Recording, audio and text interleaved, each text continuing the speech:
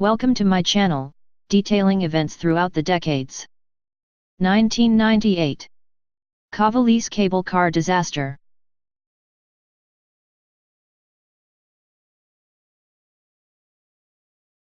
On February 3, 1998, an EA-68 Prowler aircraft, which left its base in northeastern Italy, was on a routine assignment. On board were Captain Richard Ashby, navigator Joseph Schweitzer and 2 other crew members. The Prowler belonged to the U.S. Marine Corps. The aircraft was flying at high speeds, and was 360 feet below what it should have been flying.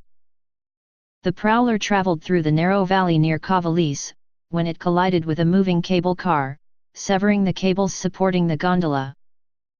The gondola was sent crashing to the ground 260 feet below. 19 passengers plus the operator were killed instantly. The Prowler sustained wing and tail damage, but was able to return back to base. At the time, the captain was unaware of what he had hit.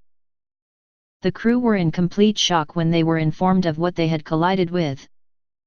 Italy became outraged when they found out what had happened, and a surge of anti-American feeling occurred. President Bill Clinton offered an official apology and promised compensation.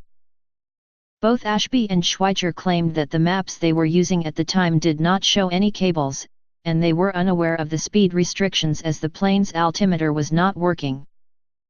However, they both admitted to flying lower than the 2,000 feet which they should have been flying.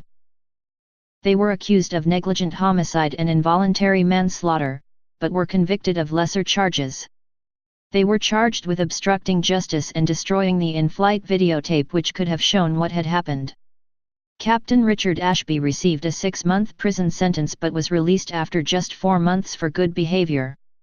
Both Captain Richard Ashby and navigator Joseph Schweitzer were dismissed from service. By February 1999, the victims' families had received $65,000 per victim by the Italian government, which was later reimbursed by the U.S. government. However, in December 1999, Italian legislation approved a monetary compensation plan for the families, of around $1.9 million per victim. NATO treaties obligated the U.S. government to pay 75% of this compensation, which they did.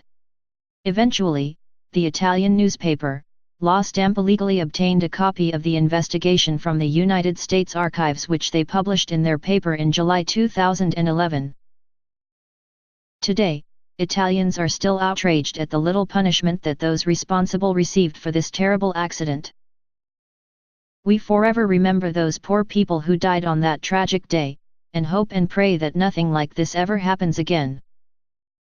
Thank you for watching and learning about these tragic events through history.